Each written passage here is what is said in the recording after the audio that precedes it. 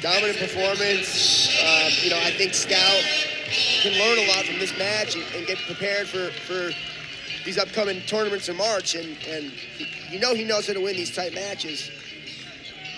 But tough opponent in Nick Stedman.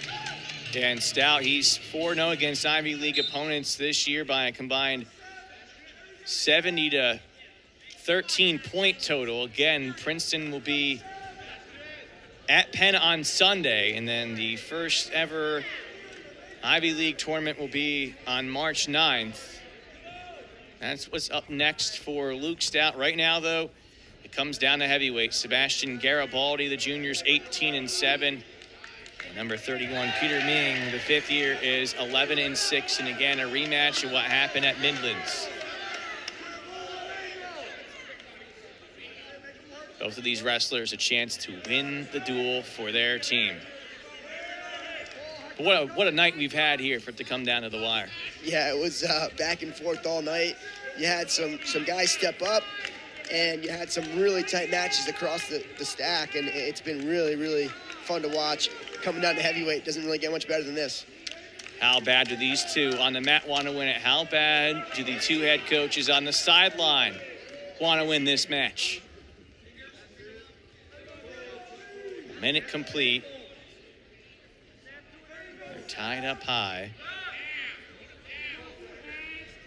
Obviously, these two, having already wrestled each other, could be a little bit different in terms of how they go on the shots. Garibaldi running into trouble, though, and Peter Ming gets the first 3 points. And now he'll look to take control on the ride.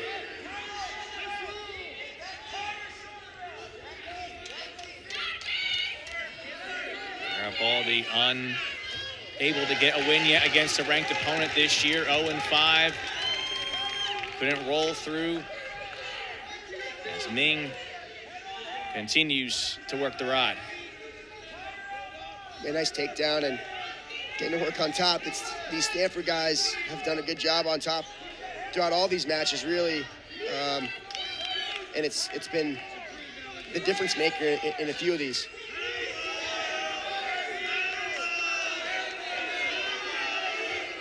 Garibaldi almost close to a minute now at the disadvantage in terms of riding time, as a stalemate will allow the two to return to the middle of the mat. Ming, a fifth year from Elk Grove, California. Garibaldi, the junior from White Plains, New York. Garibaldi tried to get back to his feet. Now in trouble here as Ming is going to get some swipes and try to end this with authority. It'll be 4 points on the near fall as Garibaldi almost had one and then all of a sudden gives up 4. And now Ming looking for more. Trying to end it here. Garibaldi gives up 4 more.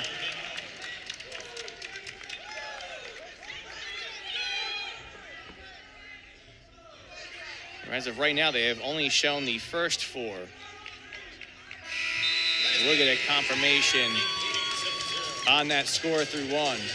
But Garibaldi now dealing with the nosebleed.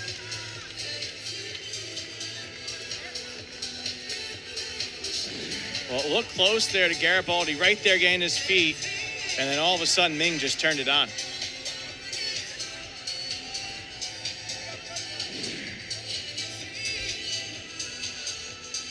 Well, right now they're only showing it was 1 near fall in that sequence. But obviously the full complement and the 4 points for Peter Ming.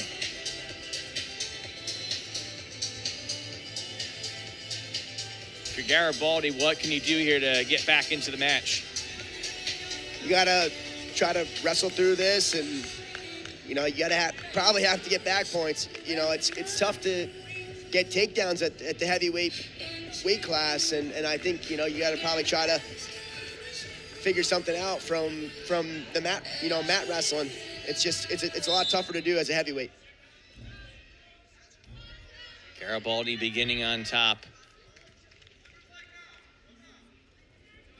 And so a takedown and near fall for Peter Ming, giving him the lead, but Garibaldi going to work here.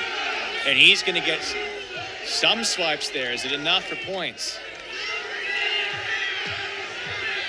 Can maybe Garibaldi get more here than just swipes? There's at least 2 points, and then Ming turns it the other way. So it ends up being even, near fall and reversal.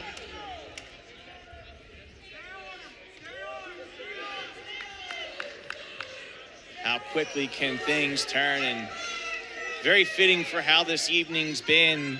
A lot of ebb and flow in all these matches.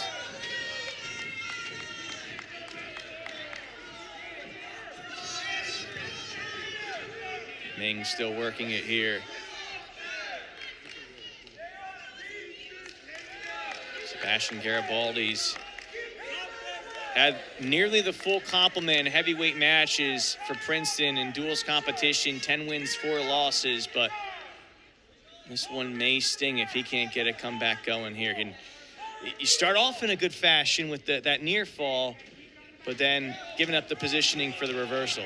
Yeah, you got to keep your hips up on top, and Peter Ming has done a really good job in staying on top, and he's got 2 minutes plus of riding time, just making it really tough on Garibaldi. It's crazy that we're still only in the first period. Sorry, second period. Felt a long time since the first period started, but we're getting to the completion of the middle 2 minutes here, and 1 period left. And this dual meet comes down to a comeback needed from Sebastian Garibaldi. He chooses bottom, and it's a tough spot here because obviously even the first takedown's not enough, but I got to find a way to get points here for Sebastian Garibaldi. And he is yet to escape against Ming, who's been dominant on top. And this mat wrestling's been the difference maker. Continue to talk about it. I think it doesn't get talked about enough, quite frankly, and it's a huge decider in these tight matches. The teams that are better on the mat find ways to win as a team. Well, this is going to be, unless things change here, the second time this year Princeton had a late lead at home in a duel, but failed to complete the team victory. It was Ryder earlier this year after they went back and forth between Princeton and the Bronx. Ryder won the last 3 matches. Stanford, and one that's gone back and forth here, trying to grab the last 2. As Ming has the riding time point locked in, up by 7. Could get a major here. And how about Nick Stemmet and Peter Ming in these last 2 matches? Just the work they've done on the ride. Yeah, really, really good job by both guys. You know, in turmoil and in times of, you know, adversity with the team, they found ways to come out here and get the job done. We'll see if Garibaldi's able to wrestle through these positions, but he's doing a good job. He's got almost 4 minutes of riding time. It's really, really hard to wrestle against somebody that can do that.